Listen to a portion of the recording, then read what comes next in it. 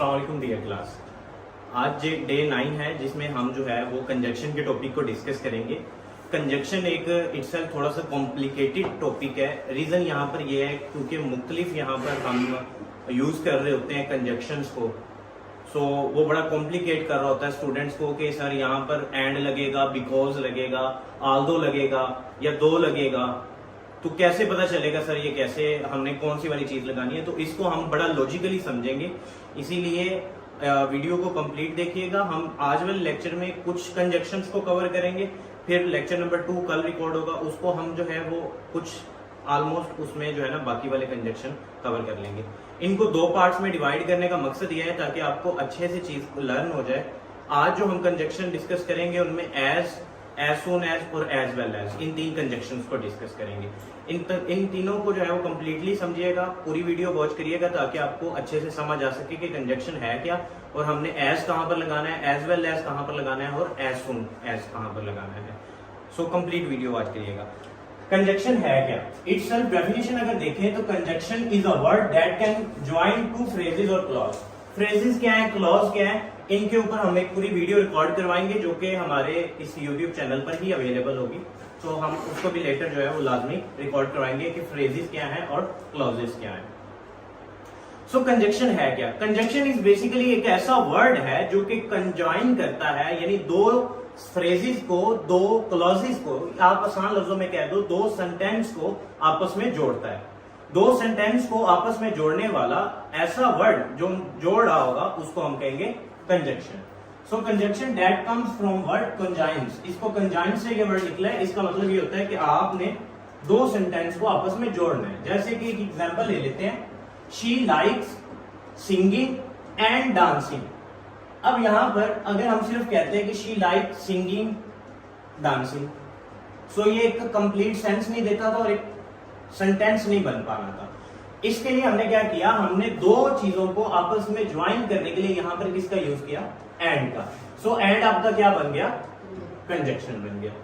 एक और आप एग्जांपल ले लें, आई वॉज टायर्ड, मैं थका हुआ था, बट आई वर्क, लेकिन मैंने काम किया। अब देखिए आई वर्क मैंने काम किया एक अलग है, आई वॉज टायर्ड मैं थका हुआ था ये एक अलग चीज।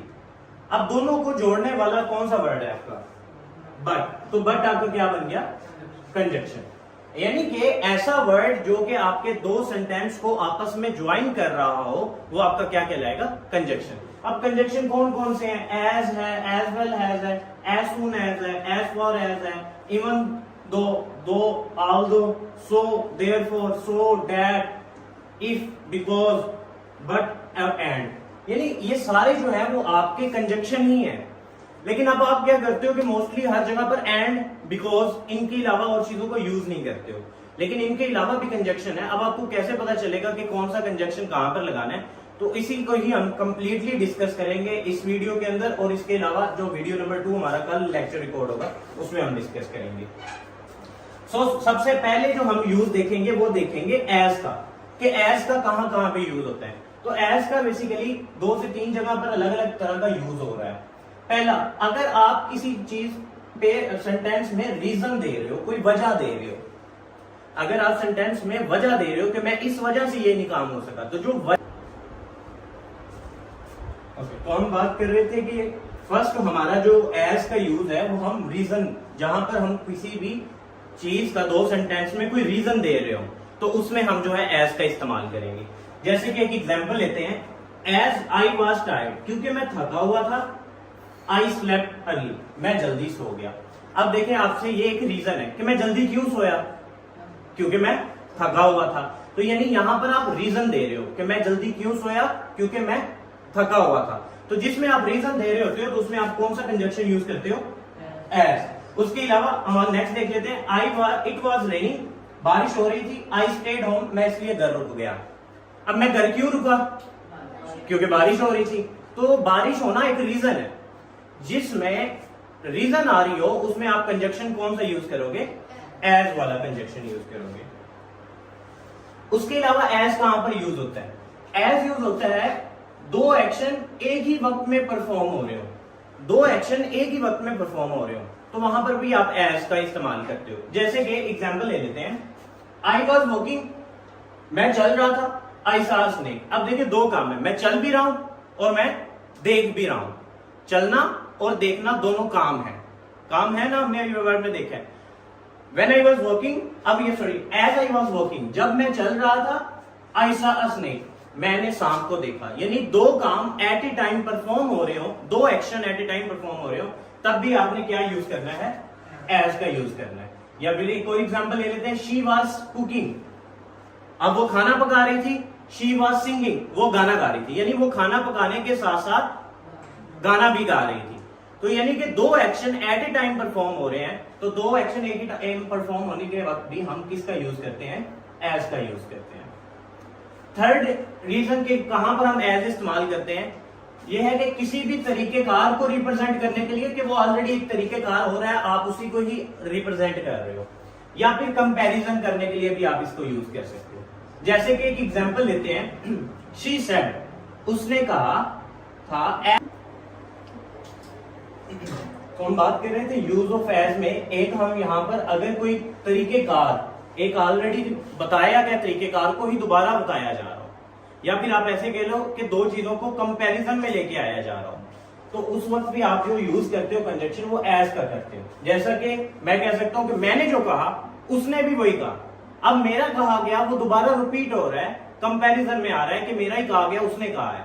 सो जब हम ऐसा कंपैरिजन या ऐसे तरीकेकार को अगेन रिप्रेजेंट करते हैं, तब भी हम एज का यूज करते हैं। डू एज आई से, वैसा करो जैसा मैंने कहा।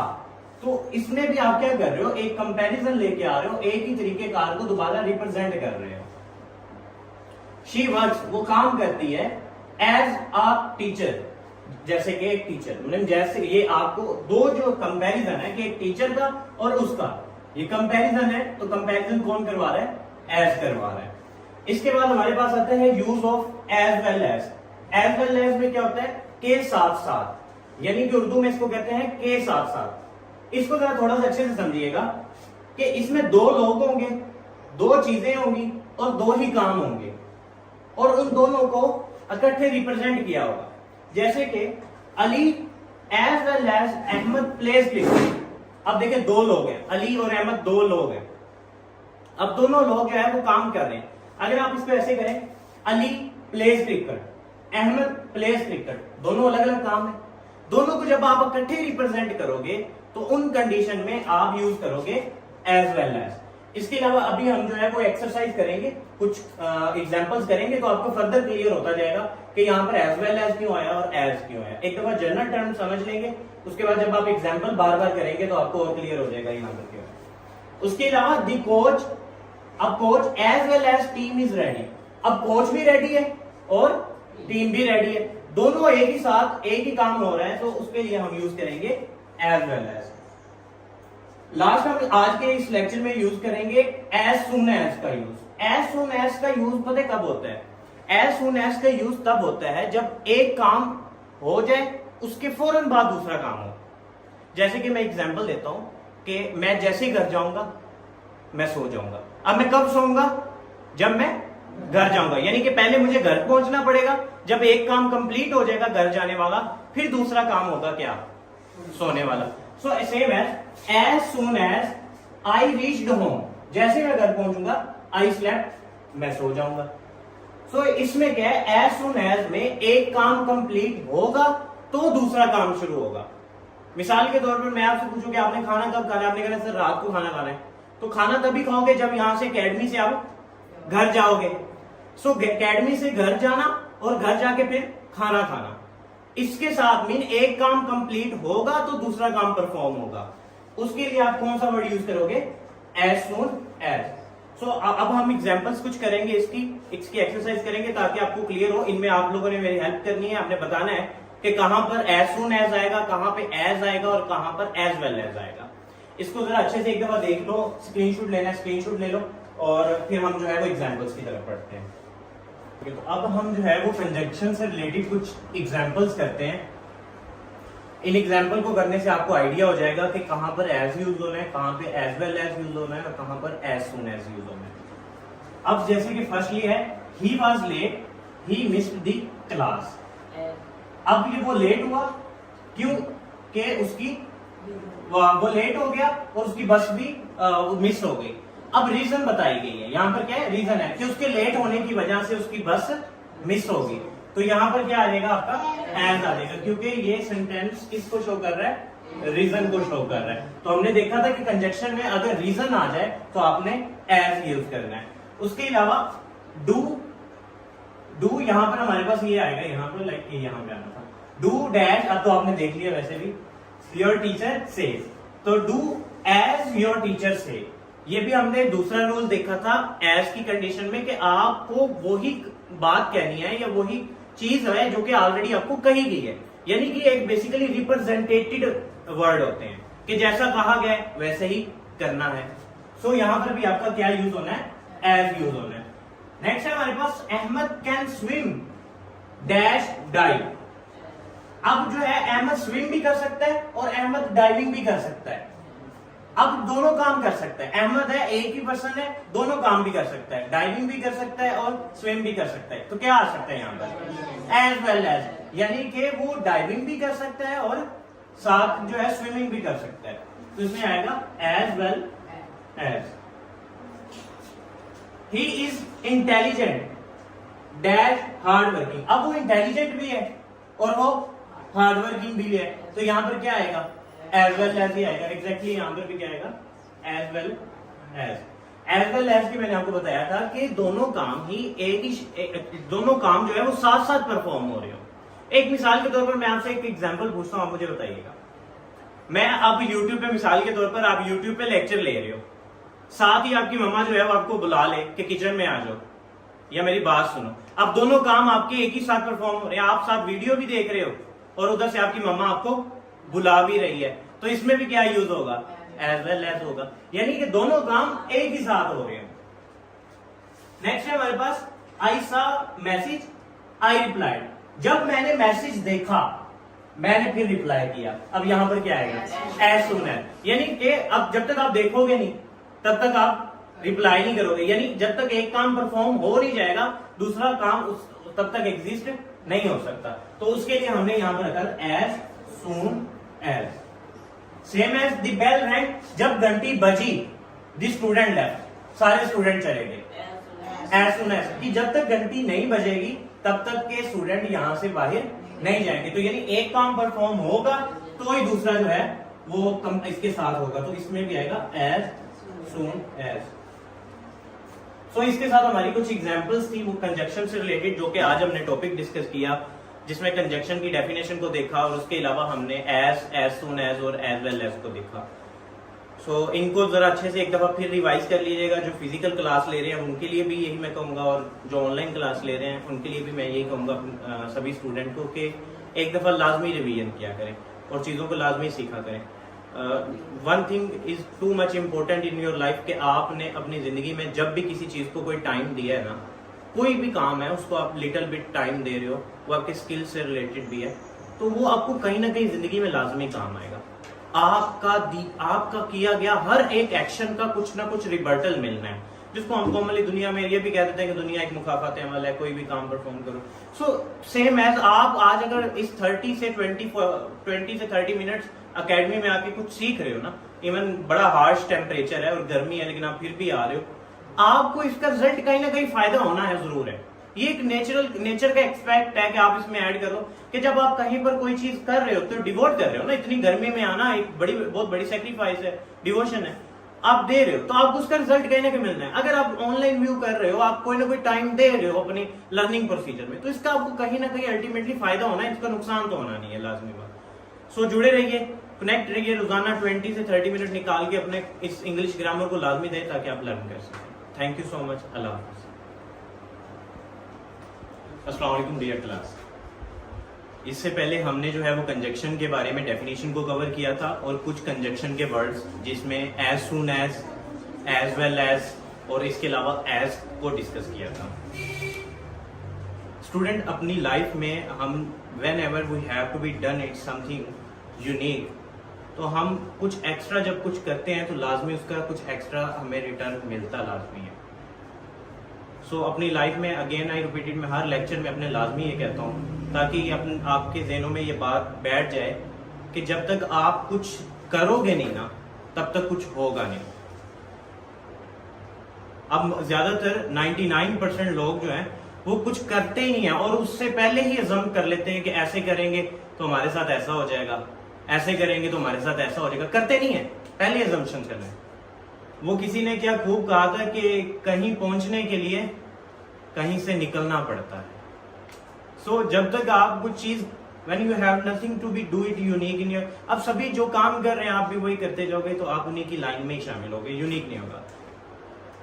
सो लाजमी कुछ अलग सीखें, अलग करें और डरे नहीं। हमेशा जब भी कोई काम हो ना तो उसके दोनों एंड सोच लिया करें। मैं हमेशा जब भी अपनी लाइफ में कोई भी एक एक्ट नया परफॉर्म करना हो या कोई काम करना हो, सो मैं उसको करने के लिए ना दो तरह की सोच रखता हूँ। अच्छे से अच्छा होगा तो क्या होगा और बुरे से बुरा होगा तो क्या हो जाएगा। अब बुरे से बुरा क्या है कि आप रोजाना अगर 30 मिनट 20 मिनट यहाँ पर दे रहे हो तो बुरे से बुरा आपके साथ क्या हो जाएगा। क्या हो जाएगा आपके साथ बुरे से बुरा? कुछ नहीं, बल्कि कुछ नया सीखने को भी मिल जाएगा। ठीक है, तो ये अच्छा ही होगा, बुरा इसमें कुछ भी नहीं है। खैर टॉपिक की तरफ चलते हैं। तो हमने कुछ कंजक्शंस को सीखा था। आज हम कंजक्शंस को आगे टॉपिक लेके जाने से पहले हम उसकी जो बेसिक नॉलेज है, जिसमें हमें 2 वर्ड्स मिले थे, एक फ्रेजेस और एक क्लॉजेस, आज उसको डिटेल से समझेंगे। क्योंकि उनको अगर आपको समझ आ गई ना तो उसके बाद कंजक्शन के आगे समझना आसान हो जाएगा। और वैसे भी फ्रेजेस और क्लॉजेस ऐसा टॉपिक है जो कि मोस्टली किसी भी स्टूडेंट को इतना इसके बारे में पता नहीं होता अभी तक। सो देखते हैं फ्रेजेस एंड क्लॉजेस क्या है। अगेन रिपीटेड कंजक्शन है क्या? कंजक्शन एक ऐसा ज्वाइनिंग वर्ड है जो मुख्तलिफ अल्फाजों को, फ्रेजेस को या क्लॉजेस को और इवन आप यहां पे कह सकते हो सेंटेंस को भी जो है ना आपस में जोड़ता है। अब हमारे पास फ्रेज क्या है और क्लॉज क्या है, इनमें फर्क क्या होता है? फ्रेज जो है is a group of word with no meaning. Phrase एक ऐसा वर्ड है, एक ग्रुप ऑफ वर्ड होगा लेकिन उनकी कोई मीनिंग नहीं बन रहा होगा, कोई सेंस नहीं बन रही होगी, कोई सेंटेंस कंप्लीट नहीं हो रहा होगा। अब सेंटेंस कंप्लीट होने के लिए हमें किन चीजों की नीड होती है? सब्जेक्ट, वर्ब की और फिर ऑब्जेक्ट की। ऑब्जेक्ट वैसे भी ऑप्शनल होता है, अगर ऑब्जेक्ट ना भी लगाए ना तो सब्जेक्ट और वर्ब होना लाजमी है। लेकिन फ्रेज के अंदर ना तो सब्जेक्ट होगा और ना ही वर्ब होगा। अगर सब्जेक्ट भी ना हो और वर्ब भी ना हो, उस वक्त जो वर्ड आएगा आप उसको कहोगे फ्रेज। क्या कहोगे उसको? फ्रेज। एग्जाम्पल ले लेते हैं, जैसे कि मैंने एक लिखा sentence, I will meet at home और एट ऑफिस। मैं तुमसे जो है वो घर पर या फिर तुम्हारे ऑफिस में मिलूंगा। अब यहां पर जो हमारे पास वर्ड है at home and at office, home और ऑफिस, एट होम और एट ऑफिस, ये दोनों जो है एट होम घर पर, एट ऑफिस ऑफिस, कोई सब्जेक्ट है इसमें, कोई वर्ब है। तो ऐसे वर्ड जिनमें कोई सब्जेक्ट ना आ रहा हो, कोई वर्ब ना आ रहा हो, सिर्फ वो अपने आप को एक सेंटेंस को कंप्लीट करने के लिए अंदर लेके आ रहे हो, तो उनको हम कहते हैं फ्रेज। क्या कहते हैं उनको? फ्रेज कहते हैं। अब एग्जांपल्स और भी मैंने यहां पर ऐड की हुई है, जैसे कि a tall boy, under the table, my best friend. अब माई बेस्ट फ्रेंड में भी आप देखोगे तो कोई वर्ब नहीं है आपके पास, सो ये भी आपका क्या होगा? फ्रेज ही होगा। इसी तरह at office, at school, with long hairs, the lesson, ये जो वर्ड्स हैं इन वर्ड्स को हम कहते हैं फ्रेज। कुछ ऐसे सेंटेंस होते हैं जिनमें 2 फ्रेजेस को जोड़ा जा रहा होता है, जैसे कि यहां पर देखो तो आपके बेसिक 2 फ्रेजेस को जोड़ा जा रहा है। तो फ्रेजेस को जोड़ने वाला भी क्या होता है? कंजक्शन। ठीक है, फ्रेज क्लियर हो गया। फ्रेज एक ऐसे वर्ड्स होते हैं जो कि मीनिंगलेस होते हैं, जो कि क्या होते हैं? मीनिंगलेस किस सेंस में कि उनका कोई सेंटेंस कंप्लीट नहीं हो रहा होता, वो जस्ट एक वर्ड्स होते हैं, ग्रुप ऑफ वर्ड। ठीक है। क्लॉज क्या होते हैं? क्लॉज जो है ये ग्रुप ऑफ वर्ड्स होते हैं, लेकिन ये इनके पास सब्जेक्ट भी होता है और वर्ब भी होता है। सब्जेक्ट और वर्ब नहीं था तो हमारा बन गया फ्रेज। अगर सब्जेक्ट और वर्ब होगा तो वो बन जाएगा क्लॉज। अच्छा, क्लॉज में ना 2 तरह की कंडीशन है, इनके मीनिंग्स हो भी सकते हैं और इनके मीनिंग नहीं भी हो सकते। अब ये कैसे पता चलेगा कि सर किनके मीनिंग्स होंगे और किनके नहीं मीनिंग्स होंगे? अगर मीनिंग नहीं होंगे तो वो तो फिर फ्रेज बनना चाहिए था, आपने फिर क्लॉज क्यों कहा है? यही आपके माइंड में क्वेश्चन आ रहा होगा।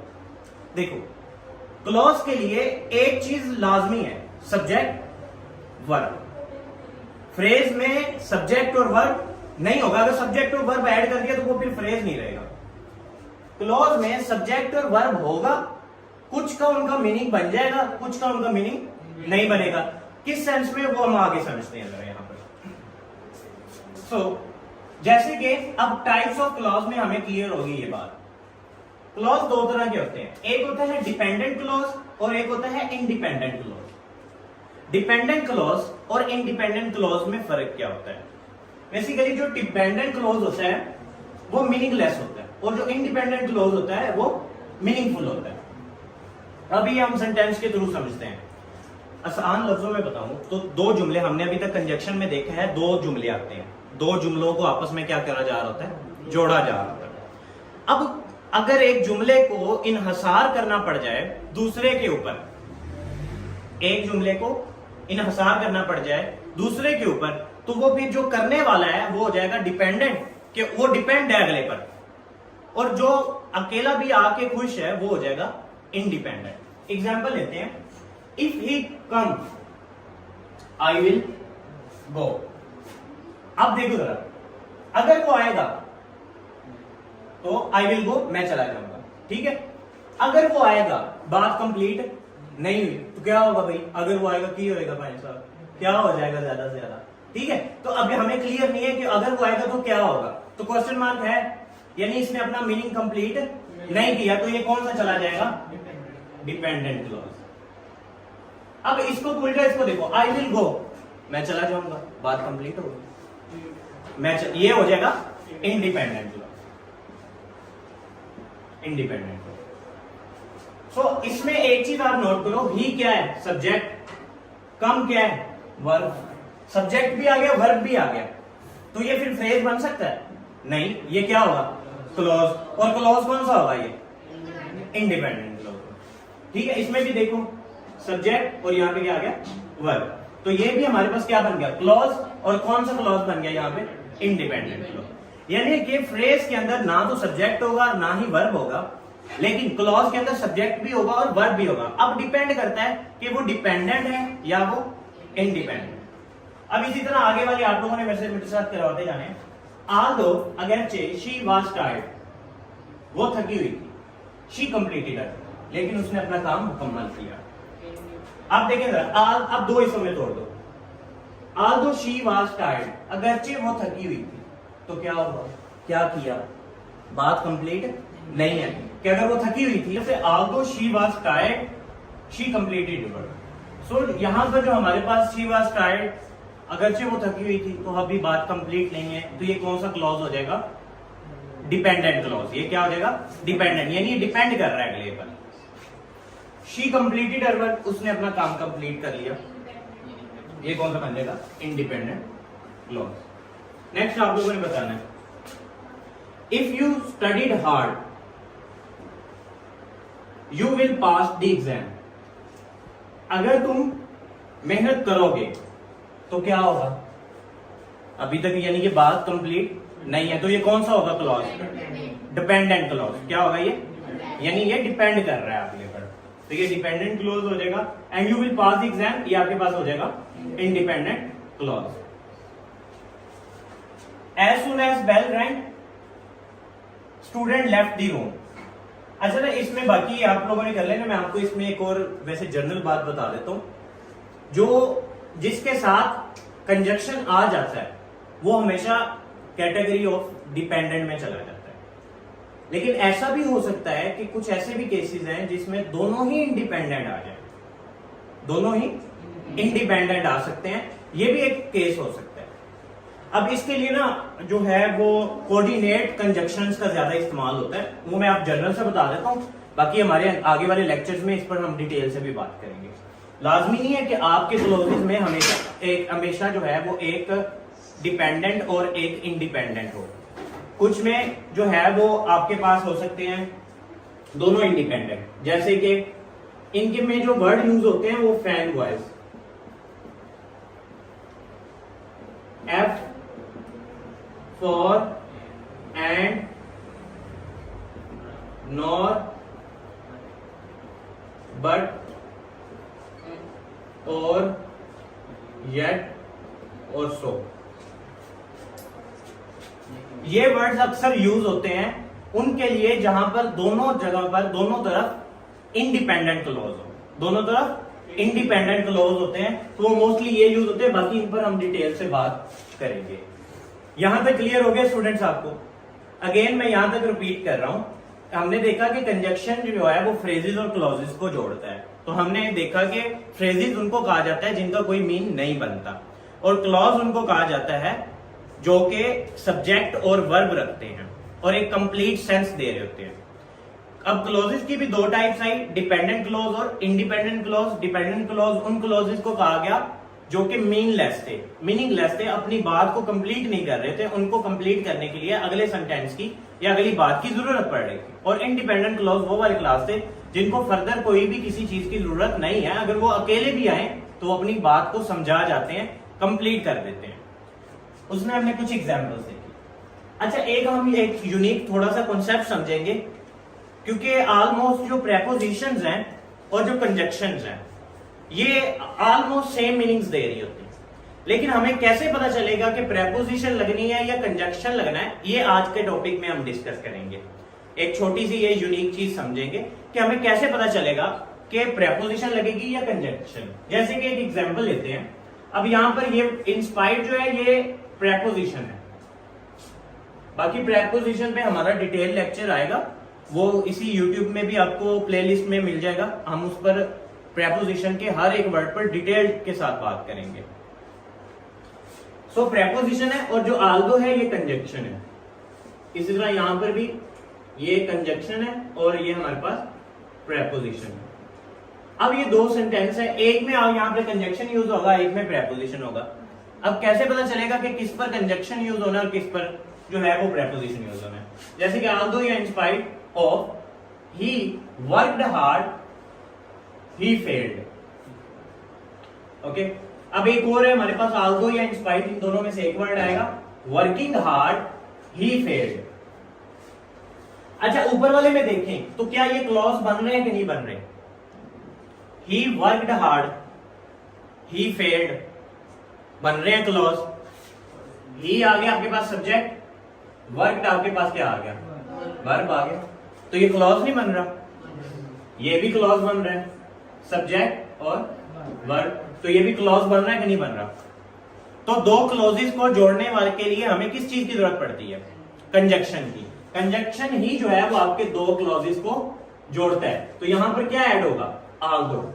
आल्दो क्यों ऐड हुआ है? क्योंकि यहां पर दो क्लॉजेस थे। याद रखना, हमेशा क्लॉजेस को जोड़ने वाला क्या होगा? कंजक्शन।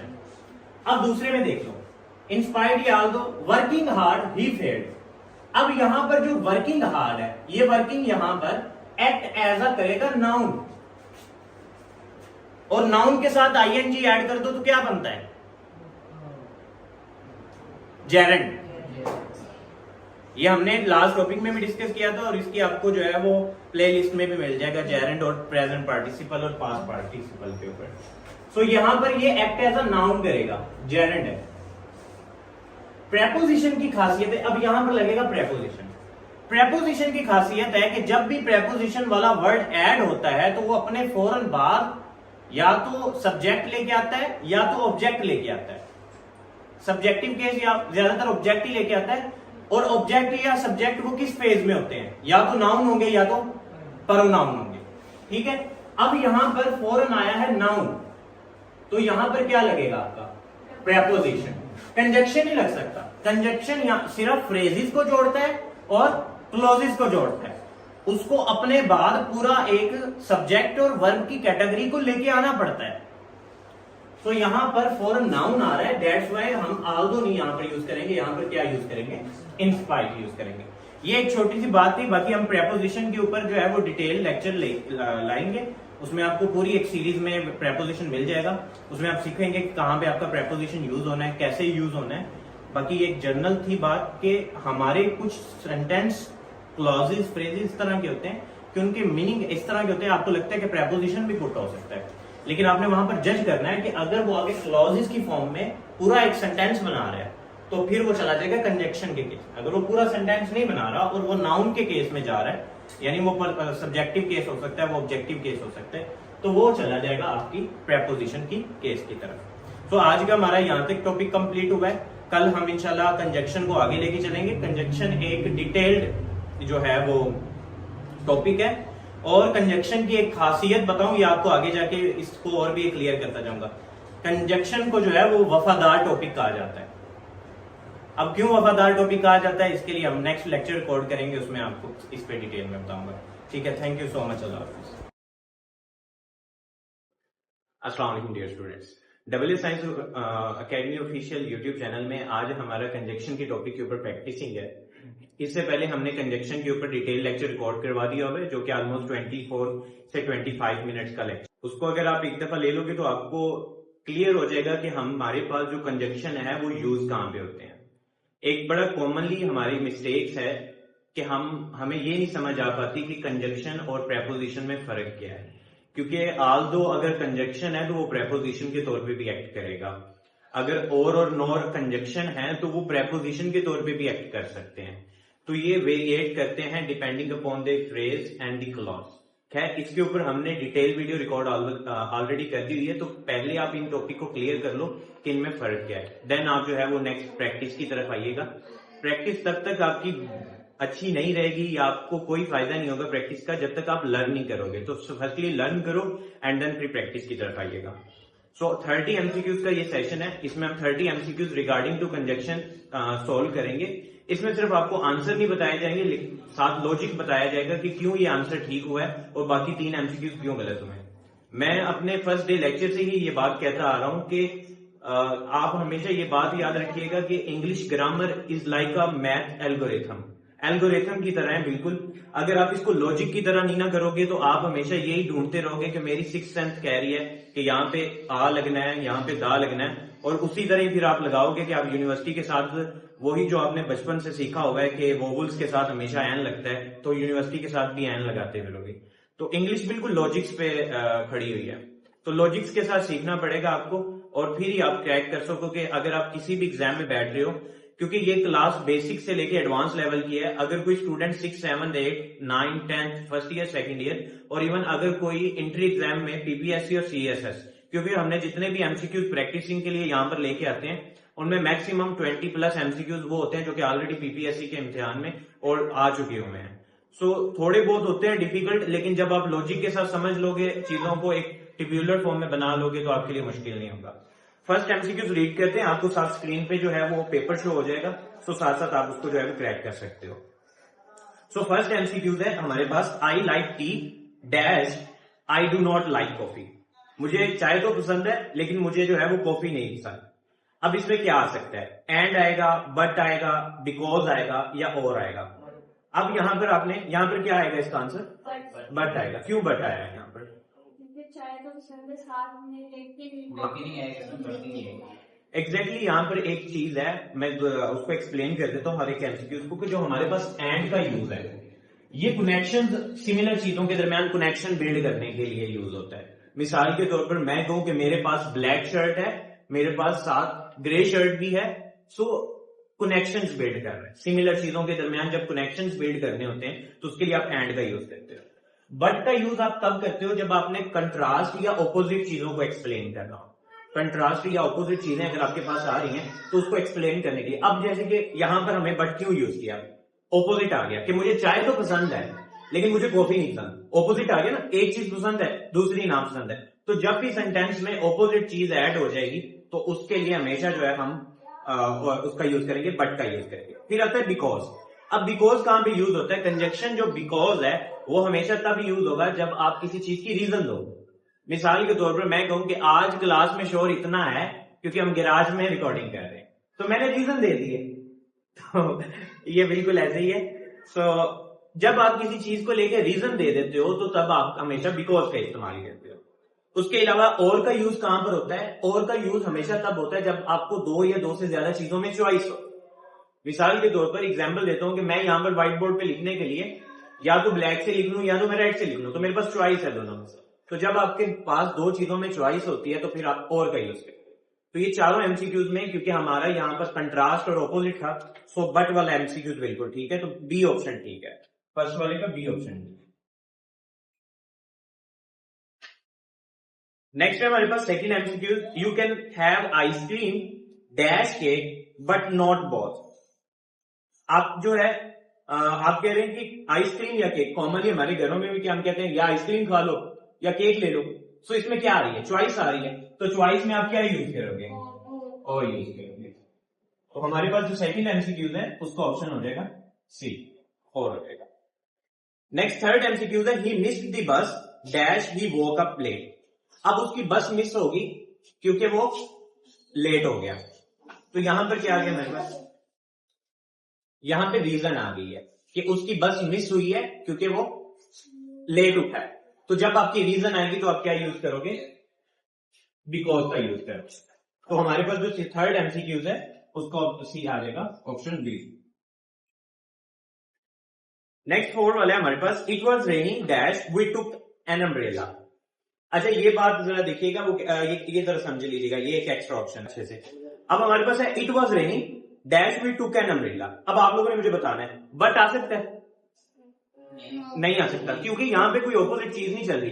पहले स्टेटमेंट को समझो, वो कह रहे हैं कि बारिश थी इसलिए अम्ब्रेला लानी पड़ी, यानी बारिश हो भी सकती है या बारिश हो रही है।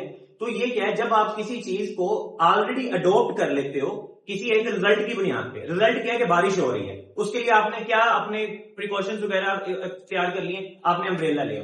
सो जब आप किसी एनी रिजल्ट के लिए ऑलरेडी अपने आप को प्रिपेयर कर लेते हो, तो रिजल्ट के लिए प्रिपरेशन से के लिए हम यहां पर यूज कर लेते हैं सो का।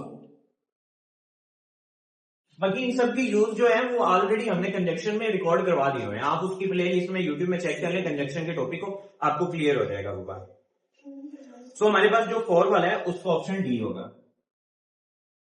फिफ्थ वाला है, she represent both school the city. अब याद रखिएगा जब भी सेंटेंस में आपका एक यूज हो जाए, बोथ का यूज हो जाए, तो बोथ हमेशा अपने साथ एंड लेके आता है। ये कनेक्शन है, बोथ और एंड का आपस में कनेक्शन है। सेंटेंस में बोथ यूज हो गया तो आपने जो है वो दूसरा अपने इसके साथ एंड का यूज करना ही करना है, तो इसका एंड आपने साथ ऐड कर लेना है। यानी आपने सेंटेंस में देखा बोथ आ गया तो इसके साथ एंड ही लगेगा कंजक्शन के तौर पे। इसके अलावा 6 और 7 जो एमसीक्यूज है उसमें देखिए, neither Sam and dash John attend the meeting, और 7 वाला है either you study hard you will fail the exam. अब यहां पर दोनों में आइदर और नाइदर, आइदर और नाइदर हमेशा अपने साथ नॉर लेके आएंगे। कंजक्शन में जब भी आइदर और नाइदर का यूज होगा तो उसमें हम क्या साथ लेके आएंगे, नॉर साथ ऐड करेंगे। तो ये दोनों का ऑप्शन जो है वो 6 और 7 का ऑप्शन बी होगा। 5 का ए और 6 का बी एंड 7 का बी। 8 हमारे पास है, dash it was called he did not bear a jacket. अच्छा इसमें जो है हमने और को भी देख लिया, सो को भी देख लिया, बिकॉज को भी देख लिया, आल्दो।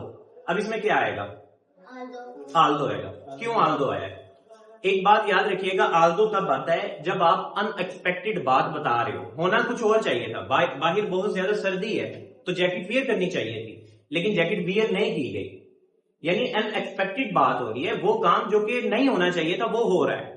तो जब ऐसी कंडीशन है तो उसके लिए आप आल्दो का यूज करते हो। अगरचे, यानी अगरचे तो बाहर ठंड है लेकिन उसने जैकेट नहीं वियर की, अनएक्सपेक्टेड बात है ना, करनी चाहिए थी। ऐसे ही कह दूं कि बाहर बारिश हो रही है लेकिन वो अम्ब्रेला नहीं लेके जा रहा, तो इस कंडीशन में भी आप क्या यूज करोगे, आल्दो यूज करोगे। यानी एक काम होना चाहिए था लेकिन वैसा नहीं किया गया, तो तब हम आल्दो का यूज करते हैं एज अ कंजक्शन के तौर पर।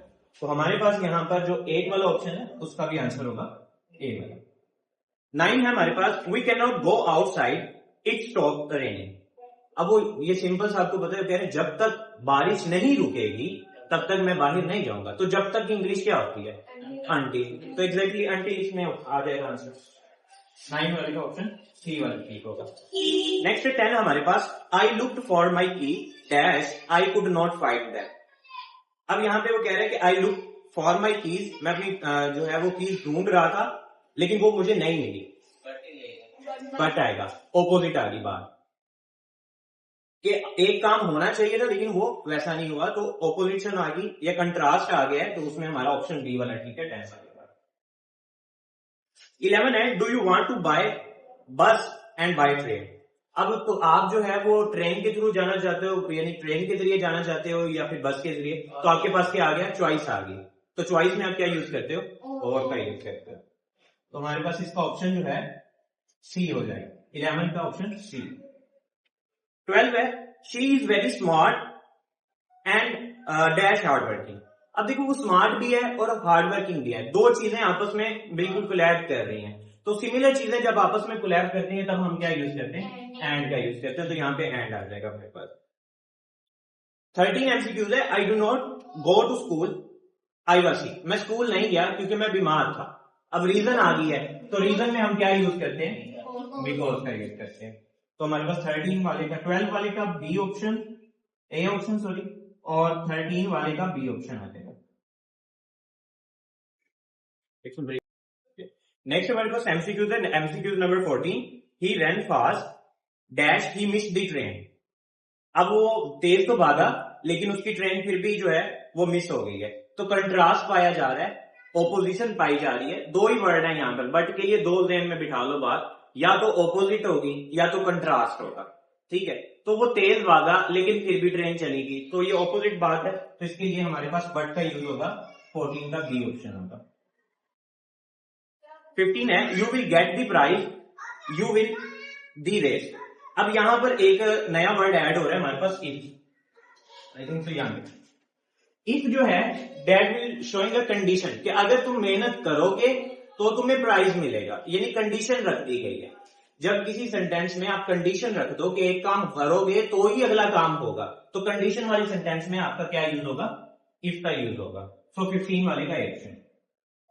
16 है you can not pass the test you studied hard. अब आप तब तक टेस्ट पास नहीं कर सकते जब तक कि आप स्टडी हार्ड नहीं करोगे। तो इसके लिए हम अनलेस का यूज करेंगे, क्योंकि हमारी एक सिंपल लैंग्वेज में भी यही यूज होता है कि जब तक कि तुम नहीं करोगे मेहनत तुम नहीं पास होगे। सो हमारे पास अनलेस का यहां पर यूज होगा, फिर 16 वाले का बी ऑप्शन होगा। 17 है हमारे पास I arrive the station dash the train had left. अच्छा, ये कंडीशनल सेंटेंस में आ जाते हैं, वो हमारी इंशाल्लाह इसी में सीरीज चलेगी। टेंसेस के बाद हम कंडीशनल सेंटेंस की तरफ बढ़ेंगे, तो उसमें आपको बताऊंगा कि जब एक के टेंस के अंदर अगर हम पास्ट का यूज कर लें तो दूसरे में भी हम पास्ट में ही रहते हैं, एक में अगर हम प्रेजेंट का यूज कर लें तो दूसरे में हम फ्यूचर में चले जाते हैं। सो वो कंडीशनल सेंटेंस की भी वीडियो रिकॉर्ड हो जाएगी, तो उसमें आपको कंडीशनल की कैटेगरीज मिल जाएंगी। सो लेकिन यहां पर कंजक्शन के यूज में आपको एक सिंपल बात बता देता हूं कि अगर आपके एक सेंटेंस में हैड लेफ्ट, यानी कि ये टेंस यूज हुआ है पास्ट परफेक्ट का। अगर एक सेंटेंस, एक पूरे जो है दो क्लॉजेस में से एक क्लॉज के अंदर आपका पास्ट परफेक्ट का टेंस यूज हुआ है, तो उसके पीछे आपने हमेशा आफ्टर का यूज करना है। ये एक रूल के तौर पे आप लिखिए करिए, तो यहां पर आफ्टर ऐड होगा। 17 वाले का बी ऑप्शन। नेक्स्ट 18 है he was tired dash he went to bed early.